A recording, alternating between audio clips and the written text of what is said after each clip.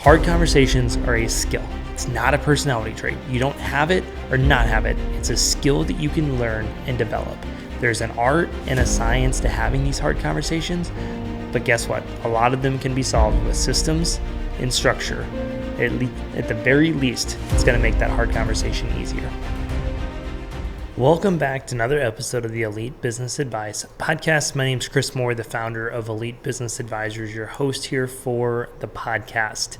Did you know that most contractors lose money not from bad clients, but from avoiding uncomfortable conversations? I know I personally hated uncomfortable conversations. I still do, actually. That hasn't changed. I'm conflict averse. I don't love it, despite being a 99D naturally on my disc personality. Very low on my adaptive, or very toned down on my adaptive. But what I had to do was I had to build structure and systems in place to help me navigate these uncomfortable conversations. Whether it was a new employee or even existing that just wasn't performing, I built in our structured 7-day, 30-day, 60-day, 90-day reviews for all new employees, and every 90 days with our existing ones. If it was scope creep on a project, I always set structure. They got a free 30 minutes from us. And after that, it was, hey, we're happy to do that. Let me get a quick price together for what it would take to do it. And we can happily knock that out while we're here, right? So we have to build systems in place like structured reviews, or sometimes we have to build structure in place to hold boundaries and draw a line somewhere, right? And so what I want to do in this episode, I want to share how to have hard conversations with your clients, the things that you're going to incur there, some conversations and thought points to help navigate that, how to have hard conversations with your crew, because we know that's going to happen, and then also how to have some hard conversations with yourself, because that might actually be the most important of the three of those. So I hope it helps. Thanks for plugging in. This is the Elite Business Advice podcast.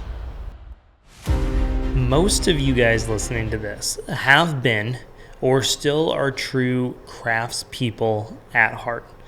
And what does that mean? If I had to guess for most of you guys, and there's nothing wrong with this, let me clarify this, but being that true craftsperson at heart, it means that you want to please people through the talents you've been given, and that usually also means that numbers and finances typically come second after craftsperson and people pleasing. Now again, nothing wrong with that, but I want you to understand the way that we're wired, the way that a lot of you guys listen to this are wired. I was a little bit different in that. For those of you guys that have heard my story before, I was very business focused first, craftsperson kind of second. But I do have that people pleasing. I did enjoy the craft. I still enjoy doing, house projects, and I kind of have that craftsperson heart, but my business mind kind of overtook it, which again isn't a bad thing, right or wrong here. But I want you to kind of use this as a point to understand why you're probably wired the way you are, and why sometimes that can be harder to overcome tough conversations. Okay, so I want to start out and talk about hard conversations with your clients. Because again, there's 3 buckets of hard conversations: clients, crew, and yourself. If your name starts with the C, insert it there. For me, clients, crew, and Chris are the 3 hard conversations. So let's talk about your clients. The couple hard conversations that are going to come up, the most frequent ones, the most impactful ones, again, that can impact your bottom line, as we talked about early on. Number 1 is scope creep and having boundaries. I kind of lump those together here. Scope creep is just when bedroom walls turn into bedroom walls, and that one random closet door that just needs touched up, right? The little things that can continue to pile on that just seem so insignificant until you're 15 hours behind because you've done 15 hours of extra free things for people. And so I think the things we can do with that, again, as we talk about structure systems or how to have a conversation, define and detail out your bids. Be very definitive in what's included, what's not included. Don't take any assumptions. Just don't rely on assumptions. As a painter, you know that if somebody just wants a bedroom painted, they typically aren't including the closets, right? Because as a painter, that's just not normal. You don't just automatically assume you're painting the closet with the bedroom. Homeowner may not think that. They might think, hey, we expected our bedroom and closet to be painted, and you only painted the bedroom, right? So let's be very detailed and make a list of some of those common things that constantly maybe get brought up that, like, again, assumptions just were off on. And let's be very detailed in the bids. I would always write on our bids, there's a spot in there that, like, closets are not included unless specifically detailed out with the room, right? So if we were doing closets, I would include it in the scope, but I had a note on there that said, like, closets are not included unless we've talked about it or it's listed above. Another thing, set the expectations for what they're responsible for. This is where boundaries come into play. For what they are responsible for as the homeowner and what you're going to take care of as part of your job and what you do for people. This is different for every contractor, and that's okay as well. But we need to make sure that everybody's on the same page about this, right? For us, we always had an expectation sheet that went out to the homeowner, a week or two ahead of time. We tried to do it 2 weeks, sometimes even 3 weeks ahead of time. And it was basically laid out as this. We had one for interior, one for exterior, one for cabinets. And it was basically laid out, and it said, here's what we ask of you, not here's what we expect of you, here's what we need you to do, here's what we ask of you, just sounds prettier, here's what you can expect from us, okay? And under the what we ask of you section, I'll do an interior one because that's an easy one. Under the interior one, it was, we ask you to remove pictures off the wall. If you're going to rehang it, leave the screw, the anchor, the nail in there.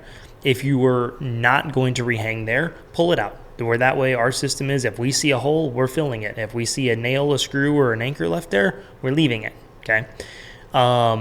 We ask you to remove breakables from end tables, coffee tables, bookshelves, whatever, nightstands, right? We'll move the big heavy furniture. We need everything else out of the room, right? The small, easy stuff, the breakable stuff, unload the bookshelf, we'll move the bookshelf, right? So whatever it is, right? And so we would detail that out. And then, hey, here's what you expect of us, right? We'll spackle the nail holes. We'll do this. We'll plastic your furniture if we're painting the ceilings or if we're within 3 feet of the wall, like whatever it is, okay? And then the other one that comes into play, and this is like an intangible thing, but you have to set boundaries for what you're doing and what's extra. Because again, even if you don't detail it out, there's going to be the homeowners like, hey, do you mind while you're here to just do this, right? And if it's 10 minutes, 15 minutes, like it's not a big deal. One thing, 10, 15 minutes, not a big deal, right? My rule was like 30. Like we would give them 30 minutes of a little something, and that was it. And if they tried to, like every day it was something extra, like eventually we'd be like, hey, listen, we kind of throw like 30 minutes in of extras, like this wasn't included in our scope. We're happy to do it, but here's what that's going to look like. Right? Let me get a quick price together for you. Is there anything else extra you want to talk about while we're having this conversation? Even if it is something like, hey, while you're here, I know we didn't include the closets. Could we go ahead and paint the closets, right? I would always get a price together for that. I want that boundary to be very clear on what they're paying for it. Not, yeah, sure, we'll do it and we'll just throw it on at the end. Okay. Well, that's maybe fine if it's a closet that might be $150. I'm throwing a number out there. But what about the master bedroom or the master closet that's now 4 to 5 hours and maybe $300 to $400? Like, you don't want to get into an awkward conversation. Like, you guys get done. I'm going somewhere with this, I promise. Job's done. Homeowner's happy. Everything looks great. And then you hit them with like a $400 add-on that they thought was going to cost $100. They don't know, right? Now you got a really awkward situation because now you have maybe a disgruntled customer. You got to figure out how to navigate that, and those are other hard conversations. So just always give them a price up front and set boundaries for what you're doing, what's extra, and how to navigate that. And here's what I want to say. Does Amazon just throw something in for free when you're shopping? They don't. So why should you do that? Again, give them some grace, take care of people, serve people well, set a boundary on how long you're going to give that kind of freebie to happen. Another hard conversation with customers, I'm going to rapid fire through a couple of these. Payment schedule expectations. In my, how we always run our business, you do not get scheduled until we have a deposit. When we receive a deposit from you, you go in our schedule. Black and white. No deposit, no schedule. Pretty clear cut. That's how you get on our schedule, is give us a deposit. If the project was going to last longer Then 2 weeks, we're going to have a conversation about progress payments. I'm going to probably detail that out in the bit. Hey, this is a $15,000 job. It's actually going to take our crew 3 weeks to knock out. Again, I'm making up some numbers here. So we'll take a $4,000 deposit. We will take a $7,500 progress payment at the end of week 1, and then we'll collect the final payment whenever the job's done in week 3 or right. Now, however you're going to schedule this out, set that expectation with them ahead of time. Usually not a big deal. Set the expectation on collecting the final payment. This is like one of the biggest things that I see problems with in the residential repaint space with people is you're chasing like $80,000 to $150,000 worth of money always, and it's because you don't have a good wrap-up process for closing out your jobs. Proactively set the expectation that at the end of the last day, you're going to settle up on payment at the final walkthrough. They always got a phone call from me the day before checking in. If I wasn't there, or sometimes I'd have that conversation in person if they were home and I was stopping in, and say, hey, we're going to be wrapping up tomorrow at the end of the day. Are you going to be around? Because if not, we're going to problem solve how we're going to do a walkthrough and collect payment. If they're like, yeah, bet, I'll be here, cool, we'll see you tomorrow. Just so you know, when we're done, Trent is going to grab you. He's going to do a quick walkthrough. And then you can go ahead and settle up on payment. You can give him a check, or you can get online. I'll send over the invoice in the morning. And you can get online and pay, or just give him a check before he leaves. Like, expectation set. And then they get there the next morning, and the crew lead would always go ask and say, hey, just want to check in. You're still going to be here at the end of the day. We think we should be done between 2, 3:30, somewhere in that ballpark. Are you still going to be here? Yes, no. Again, time to problem solve. How are we doing a walkthrough? How are we getting payment? Expectation set. Okay. I think it's a good idea to have an expectation when you're doing commercial work. What's the schedule look like? Can you get a deposit? Can you request a deposit? Like, how does all that work, right? So make sure you have good payment schedule expectations. Nobody likes to deal with money conversations. It's just annoying for everyone. Last conversation you're going to have with customers, expectations. Oh, the fun one. How do you avoid the confetti bomb blue tape fiasco? Some of you guys know exactly what I'm talking about. I have PTSD from a few of those. What are some questions you can ask at the estimate to assess their expectations? So here's one. If you notice their walls are kind of rough, or their siding looks pretty rough, it's got that alligatoring going on outside, it's been scraped, a lot of layers of paint. If you notice the walls inside are pretty beat up, there's some nail pops, some seams starting to show through, divots in the wall, bad previous patch jobs, whatever it is, right? Like, if you notice things don't look great, ask them like, hey, what are you looking for or expecting this to look like when we're done? Simple question. Like, are you expecting it to look brand new and smooth, like brand new construction? Or are you just looking to kind of paint over the existing? You're fine with, some of the imperfections in the wall. Like, we're happy to do whatever you want, but we just want to make sure we get the right bid together and we're on the same page with our quote and what the expectations are, right? Because if you want it to look really good, I never say brand new, but like, if you want it to look smooth and you want all these things fixed, that's fine. It's just going to take us probably about an extra half day or a day to come in, fix all this, drywall, sand it out, prime it, do all the work beforehand. But if you're fine with how it looks and you're just looking for a color change, cool, we can do that too, right? And so that can be a question that gets asked. I mentioned earlier about detailing out the expectations in bids.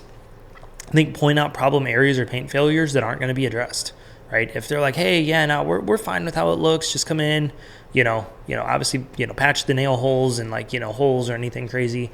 But like, we're fine with how it is. We just want a color change.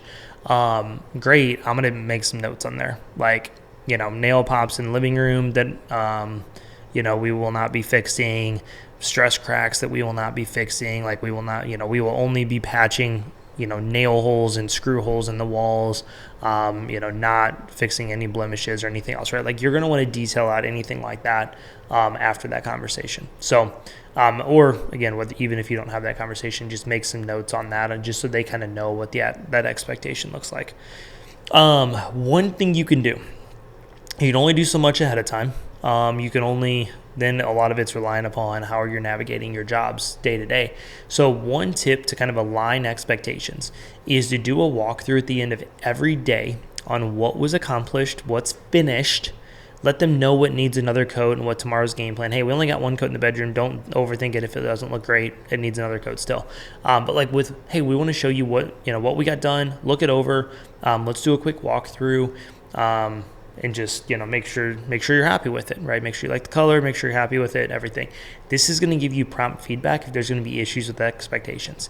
And even if they don't say it right then and there, you'll know by the time you show up the next morning if you're going to have some problems with this customer, what those expectations look like. And at least then you can mitigate this after day 1, not waiting until after day 10 of a $15,000 project, and all of a sudden you got problems because the expectations were off. Right? The customer thought, oh, I thought you were just going to go back and fix everything we didn't like. Nope. This room is done. What do you think of it? Are you happy with it? Is there any issues you notice we need to address? We'd like to just take care of this as we go throughout the house. Okay. So doing those daily walkthroughs is a great thing. Even when you show up the next morning, hey, did you notice anything in there overnight? Anything since it sat once it dried? They're like, no, everything looks amazing. Like, we're really excited to see the rest of the house. Cool. Now you kind of know what their expectation is. If they go in there with the flashlight and they're like, oh, I noticed this, I noticed this, I noticed this. Now you're going to have to figure out how do we navigate this moving forward, because clearly they had different expectations than you did. We need to figure out a resolution. But regardless, worst case, if you ever have to walk away from a job, I'd rather it be after day 1 because expectations were off and we did everything we could ahead of time than, again, waiting until you're now 5 days over budget on this job. So, all right, hard conversations with your crew. This one will be a little bit shorter and easier. Quality issues, number 1. How do we address quality issues? I think a couple things. Having some daily huddles on the job site, whether it's your crew lead leading it or you or the project manager, can be a great thing. I recommend every project manager or owner check in on every job almost every single day. And so, again, having a quick daily huddle, identify any issues, talk through it together as a crew, don't assign blame, have a quick daily huddle can be a great thing. Having structured reviews, like I mentioned earlier, that's a big thing when it comes kind of just overall quality, not job-specific quality, is having the structured reviews. I want to have those conversations. I want to open up two-way communication with them, and I want to give them feedback in a structured environment when it's expected, how they're doing. Another one, I'm going to say this a lot here for a few things, but it's true. Have standards in place and systems to overcome or provide solutions. So having a standard in place, here's a perfect example. Painter doesn't have drop cloth below him, constantly splatters on the floor. Okay. The standard is we always have a drop cloth underneath us. Anytime you're rolling, brushing, or sanding, you have a drop cloth underneath you. And that's also the system to solve the problem. Okay. So it might be something simple like that. It might be a bigger thing, right? Maybe it is something like, I'm trying to think off the top of my head of a quick example here, quality-wise. They're not patching the nail holes good, right? You're filling it, but they're not getting sanded properly, right? Okay, well, here's our standard. This is what it needs to look like. You need to be able to run your hand over it. It needs to be smooth. You need to not feel, an indentation or extra compound on it. And the system is part of our SOP. We go in, we spackle the nail holes, we let it dry, turn the fan on, start cutting in, we come back, we sand it, we run our hand over it, we take a work light to it, whatever your standard is, whatever your SOP is, right? So have standards and systems that where that way it's not like, hey, you always end up with paint splatters on the floor. Stop doing that. It's like, hey, that's why our SOP and our standards are this. We always have a drop cloth underneath us for this reason. So just follow the system and the standard, and that'll solve the quality problems, if that makes sense. Always point them back to the system too, by the way. So point them back to the SOP, point them back to how you guys do your projects. Attendance and reliability. This is a big thing. Again, you should have standards in your employee handbook that they signed off on when you hired them or when you created that and rolled it out. You should also be documenting these things in their employee file. If you didn't know, you should have an employee file for each of your employees. Now you do. Document it, date, what's going on, how late were they, etc. But here's the big thing. How are you going to handle that? And what I mean by that is where is your emotional intelligence? And I'll get into this with yourself here soon. But where's your emotional intelligence to have this conversation? Are you the person that just flies off the handle because your painters were 5 minutes late again? Or Are you going to show empathy? Are you going to work through it with them? Hey, I noticed you're always 10 to 15 minutes late. What's going on? Like, how can we work together to fix this? Maybe they're going to tell you, oh, it's something with dropping their kids off every morning in the school line, and it's just really hard for them to get to the east side of town on time or something. Okay, cool. Well, I can't force you to drop your kid off earlier. Like, maybe it is something along those lines. And maybe it's not. But at least you're going to show some empathy and you're going to approach it properly, not just berating them, yelling at them. Why can't you show up at work on time? Like, treat them like a human being, right? Show some empathy, have a conversation with them, figure out if there's something to work with them on. I'm going to be honest. I'm going to share this, and this kind of goes against everything I just said with standards, but I want to be real with you guys, and I want you to understand that we need to have standards, we need to have structure, but there's always other ways to run business, okay? So my painters on my crews was habitually 10 to 15 minutes late every single day. And it was driving me crazy. Now, granted, they were like 19 and 20, okay? So there's that. I'm not making excuses for them, but if there was somebody that I understood being 10 minutes late every day, it's that compared to, somebody that's 40. I don't know why age matters, but apparently it does. So they were habitually late, and I finally, it didn't matter. Empathy, no, it didn't matter. They were going to be 10 to 15 minutes late every day. And I said, you know what? I really thought about this because I was at the point where I was just so annoyed that I was debating firing them. I don't know if I've ever told them that. Hopefully they listen to this. And I ended up realizing that it was the only complaint I had about them. Our homeowners loved them. They were reliable as could be, minus being 10 to 15 minutes late. But at that point, you're consistent at least. So, I mean, there's that. You are reliable. You're just reliably late every day. And their quality was great. They would do more work in 5 hours than most painters do in 8 hours.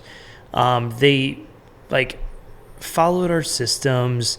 They were always there if I needed something. And I finally realized, you know what, if the worst thing I have to deal with these two, and then there was a third on and off their crew, depending on the season we were in. It's if the worst thing I have to deal with every day is the fact they're 10 to 15 minutes late, I'm just going to start telling the homeowner we'll be there between 9 and 9:15 or 8:30 and 8:45 or whatever, right? Or I'm going to make sure I'm there at 9, do the walkthrough, kind of get the job set up. They roll in at 9:10, 9:15. Yeah, it's annoying. But if that's the worst thing I have to deal with these guys, and it was, truthfully, it was fine. And if there was a day where I was guys, I need you here. Sometimes I would do what I do with my wife, and I'd be like, hey, I need you guys here at 8:45. That way, if they were 10 to 15 minutes late, they were there at 9 until they beat me there one time, and I had to lie and tell them Sherwin-Williams was running late. I'd already had the paint the day before. It doesn't matter. But I finally just gave into it. And I don't love that advice because I am very much a systems, a structure, a standards person. But I also want you to realize there's always other ways to run business that it can work. It worked great for us. We made it work. It wasn't a problem. We gave our homeowners a range. They were fine with it. I would usually get there a lot of times. It was fine. So I kind of went off on a tangent there. I hope you guys enjoyed that story. Culture and attitude. Here's what I can say about this. You can fix a bad painter, usually. You can't fix a bad attitude. I've never fixed a bad attitude a day in my life with anybody. It's a non-negotiable for me. I'm going to hire on core values. I'm going to teach you to be a good painter because I can't fix your attitude. I can't fix what you're going to do to our culture. I want people that are going to sew into our culture, not detract from it, right? And so I'm going to protect our culture at all costs, even if it means replacing a high performer. Thankfully, those two guys being late didn't affect our culture. It was fine.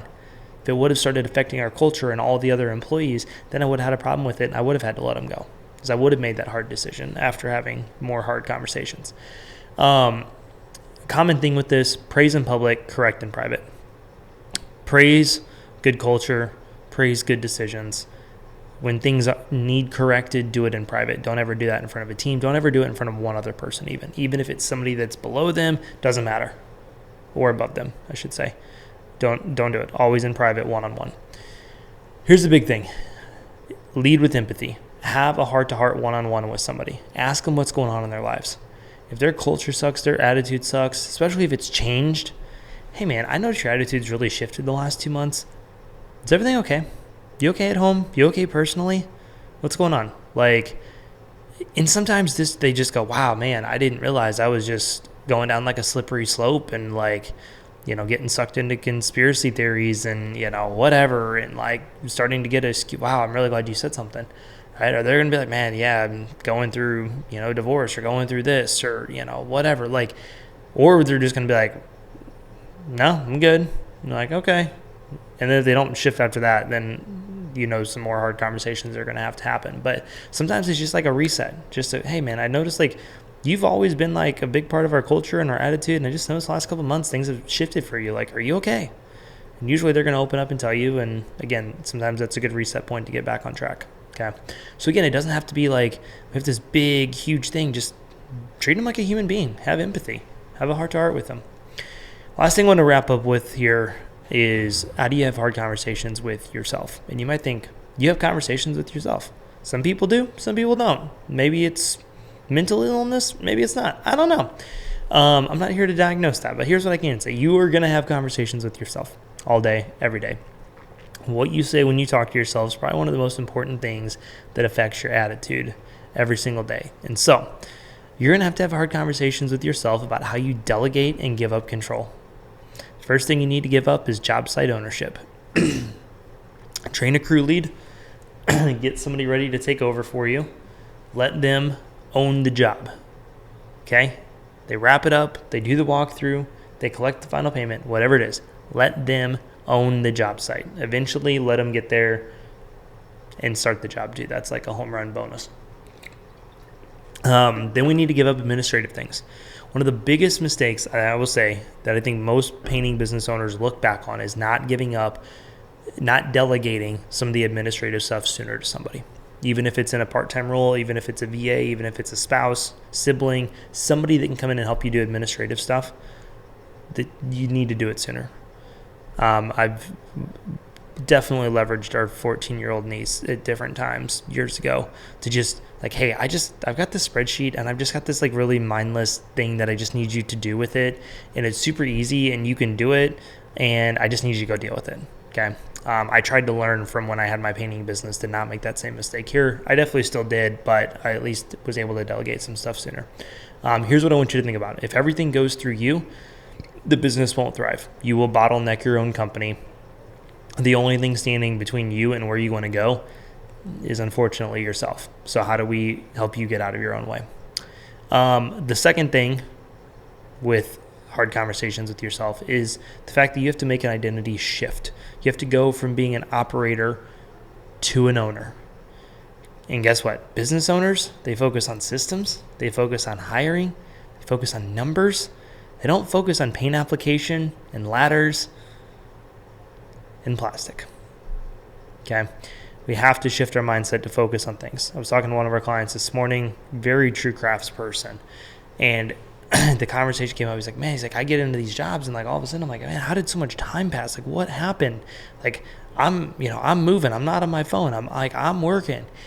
And I was like, here's the only thing I can think of is that every time I showed up to a job, even if I was doing it myself, my guys were there.